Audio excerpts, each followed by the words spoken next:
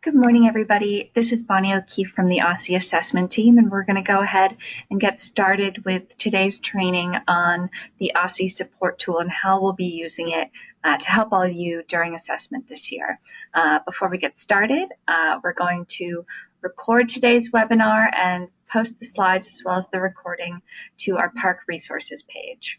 During the webinar, we'll be monitoring the question box and answering questions as we're able to do so. If there's something we can't answer right away, we will follow up via email. And we'll also send a follow-up email to all of you with the link to the recording once it's posted. So how we're going to be using the OSSE Support Tool for LEA Assessment Coordinators this year. So this spring, our team will use the OSSE Support Tool to communicate securely with LEAs, receive documentation.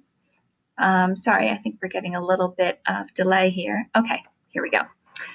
This spring, OSSE's assessment team will use the OST, the OSSE Support Tool, which is a quick-based app, to communicate securely with LEAs, receive documentation, and track and respond to LEA questions during testing. So this is to make sure that we can be responsive to all of you, track all your questions, and also communicate securely. As we know during testing, it's important to maintain student privacy, but often there are either incident reports or questions you have that relate to a specific student test. And so in order to communicate securely on that, we'll be using this quick-based app. And we'll commit to answering questions as soon as possible. We'll have no later than a 48-hour response time, and we'll be triaging it based on questions from schools actively testing and any test integrity concerns. But we will get back to everybody. So before we dive in to a demonstration of how to actually use the tool and submit a question, I did want to review who to call during testing, and we'll be putting out a one-pager on this shortly as well with the same information. But broadly, for any technology questions you have on Park, you can contact Pearson at Park Pearson Customer Support. Here's the phone number. They are available Monday through Friday, 7:30 a.m. to 7:30 p.m. Eastern Time. There's also a live chat available at dc.pearsonaccessnext.com, so you can chat with a customer service person live there, or you can send an email to this Park account. So if you're having problems with a student device during testing, or if you need assistance with setting up TestNav 8 with setting up Pearson Access Next, that is what the Park Pearson folks are there for. We'll also have a number later in the testing season once DC Science gets up and running, a separate number for DC Science, so you can put a pin in that for now. For policy questions on testing, general guidance, incident reporting, and to escalate Pearson tickets. So that's if you've contacted Pearson but you haven't gotten a response back, or the response wasn't sufficient and you need to ping them, we can do that for you. And that is the types of questions where you would contact the OSSE assessment team via the OSSE Support Tool. We'll also have a new hotline number this year for you to call during testing. I know last year we had a 240 number. This year we have a 202 number, 202-304-3269 will be our assessment hotline number. But on the back end, in terms of us tracking all your questions, we'll be using the OST. You can also find more Park resources at park.pearson.com and OSSE resources on our website.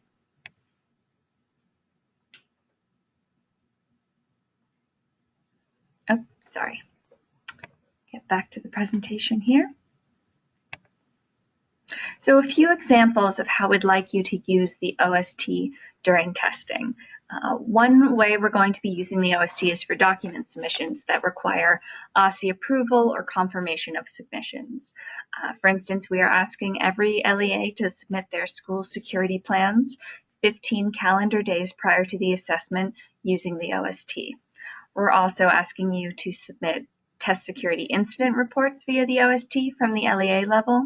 We'll also be accepting them through other venues, but the OST will be the one we're really encouraging folks to use so we can track all the incident reports in one place, as well as any medical exemption requests and unique accommodations requests. So we have all that documentation in one place.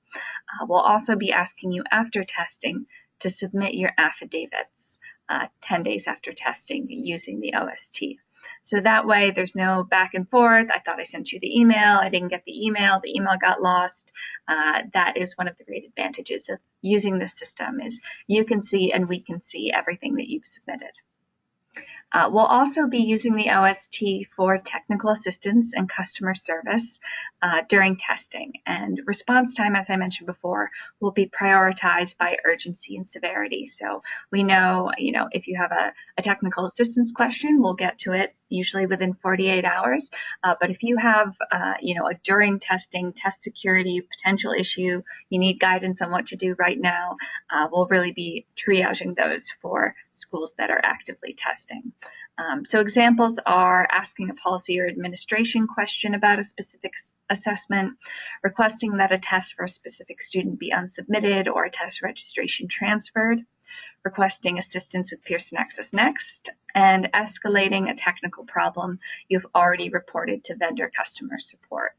And later in the presentation, we'll go over their specific topics and subtopics to help you organize your submissions and make sure that it gets to the right person on the assessment team.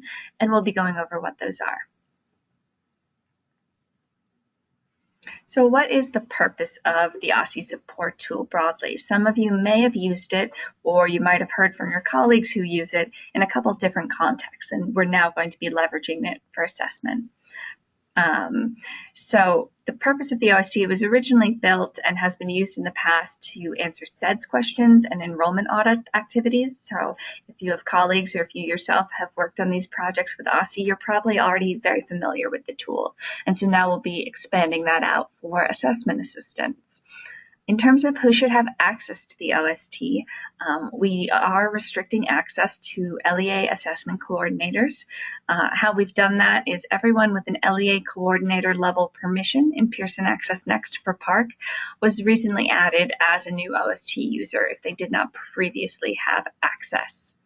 And you access the OST by logging in at octo.quickbase.com, and you can go ahead and bookmark that on your desktop. And new users should have recently received an invitation to join. If you're unable to log in, we'll go through the steps for that later in the presentation.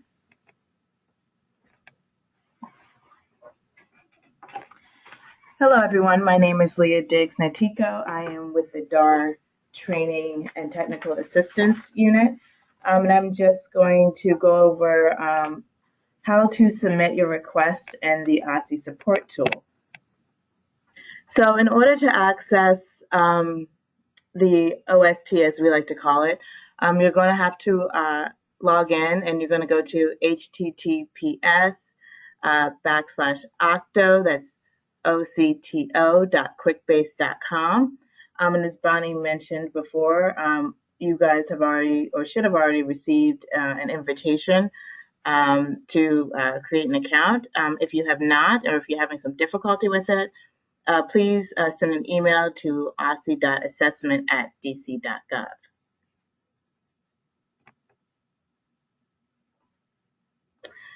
So when you log on, and if it's going to be your first time logging on, you're actually going to see My FERPA Compliance. So you're just going to, and if this is for your first time, you're going to click on Complete FERPA Compliance. You're just going to read through that information. You're going to click the checkbox, and you're going to click Save. That'll take you back to your main dashboard and where you can go ahead and submit a request for some assistance. So you're going to click on the Add Request for Support.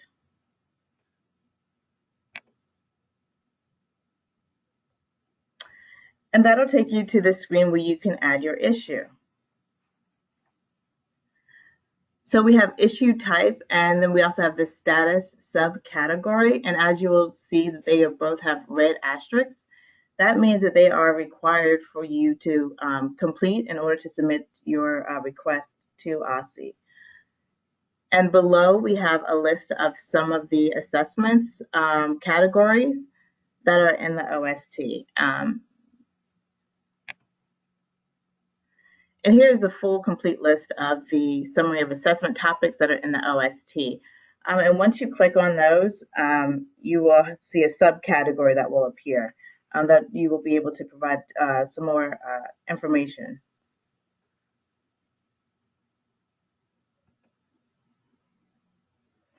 So after you've selected your issue type and your status subcategory, you're going to go down to the student information. If the issue that you are submitting a request about deals with more than one student, we actually have a place down further on the screen for issue description, where that's a text box where you can input more information.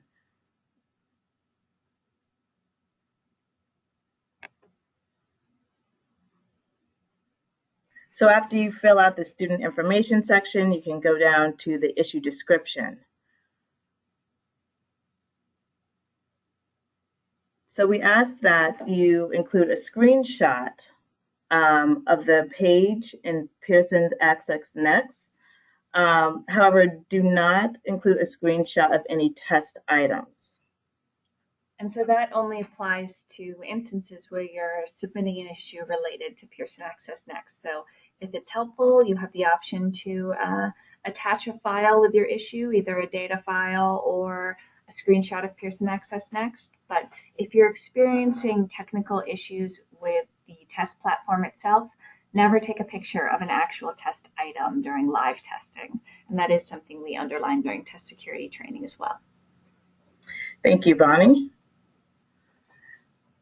So in order to submit an attachment, you can just follow these instructions. So you're just going to click on Choose File, and you're going to go look into your computer, and you will select the file. You're going to click Open and click Save, and then you can go back to the Home menu if you need to.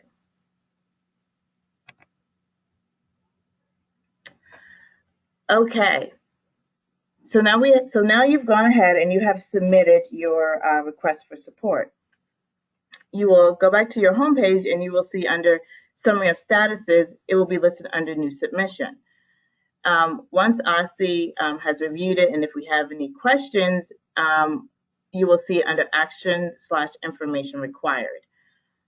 If we have resolved your issue, you will see under Resolved. And if we have not resolved it, or we did not receive a response from you after we selected the Action/Information Required, you will see it in that category.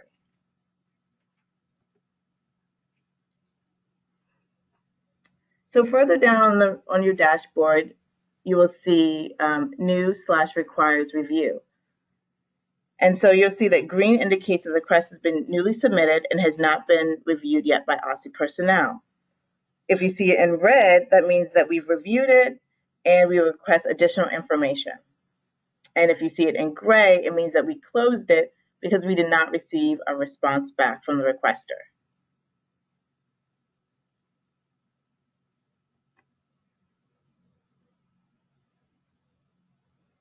And again, if you see the request is highlighted in red, we need additional information. And in order to provide us with that, you can click on the pencil next to the request, and it'll open, and you can go down to the issue description, and you'll be able to see what OSSE has written, and then you can just type underneath that, providing us with some more information, and click Save. So it'll take you back to the main page, and once you see, and underneath, at the very bottom, you'll see Resolve Request, and this is where you'll be able to see all the requests that you have that have been resolved by OSSE.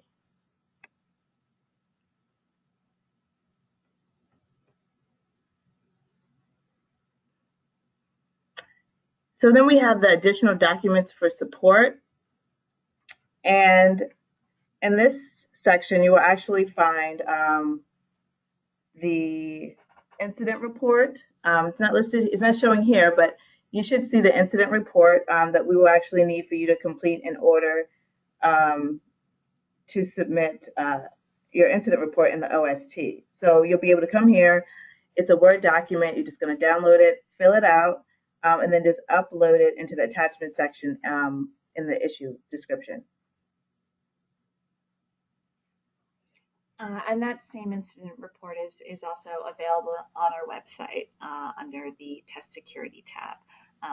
So you can also download it from there. So we're just circling back here to the summary of who to call and how to get help during testing, including the OST. And we'll take a moment now to read any of the questions that you've submitted and see what we can answer.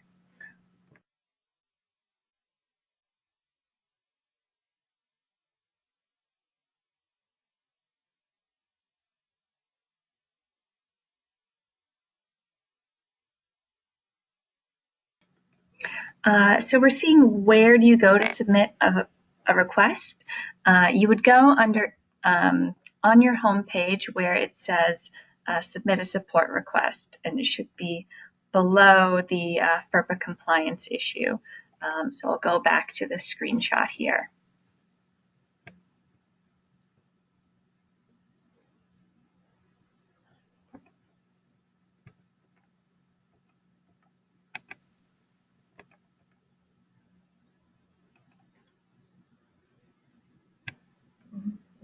Yep, so right under my FERPA compliance, you'll see request options and then add request for support. And that's how you create a new issue or a new support request or a new document submission.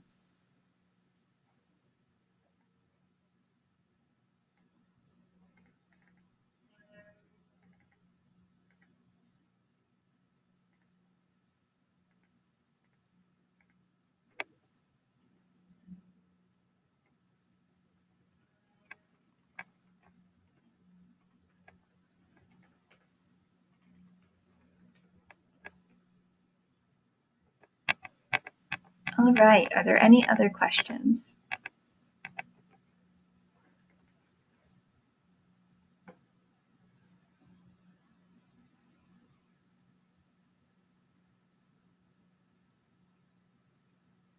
So someone has a question about the right time to call in versus using the OST. So generally, we're going to be using the OST internally to organize our work during testing because we do have a lot of questions coming in and we need to track them and make sure that we're responding in a timely manner. So even if you call in, you know, what we're going to be doing internally is entering that as an issue in the OST and flagging it for the person who can help you. Even if we're solving the issue on the phone with you, we're going to enter it in the OST and flag it for the person who can help you. So all these things should get you the same response time, essentially. And we're hoping that the OST will be a little bit easier to use, easier than sending an email and not knowing when someone's read it, if someone's read it, if someone's working on it. So there are multiple pathways available to you, but there won't be a different response time using one versus the other.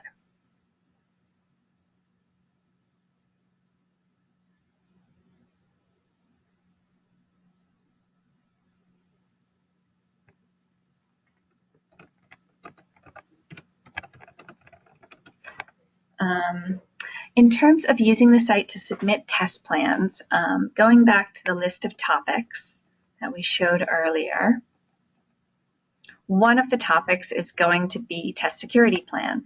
So when you go to submit new issue under your topic, you'll choose test security plan and then attach that as an attachment. Along with any addendums you might have to your test security plan. So if you want to submit your general security policies and another document along with your test plan, that will be there.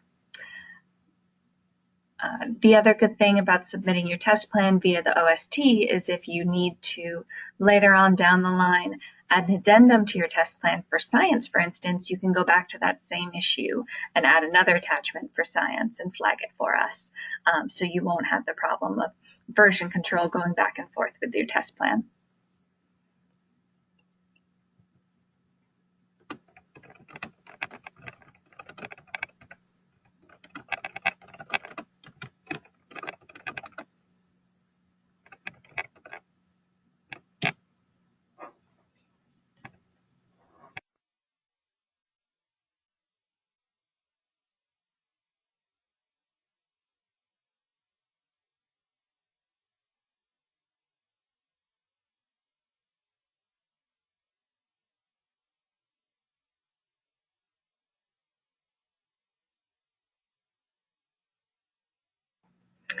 Someone had a question about their test plan, could they do it as a Google Doc. That's fine. We're not too picky about formatting as long as it has all the required elements.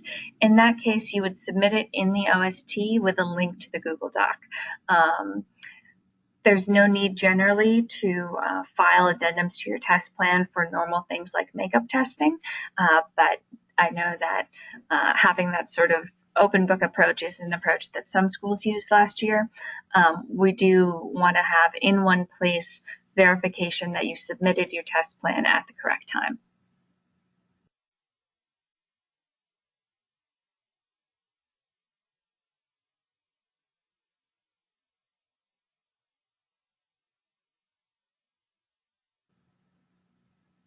Great. So with that, I think we will close out for everybody. As we mentioned earlier, the recording of this training will be posted along with the slides. You can reach out to us if you have any questions, or you could reach out via the OST if you have any questions. Though probably if you have questions about submitting to the OST, you can shoot us an email at osse.assessment@dc.gov. Thank you all and have a great day.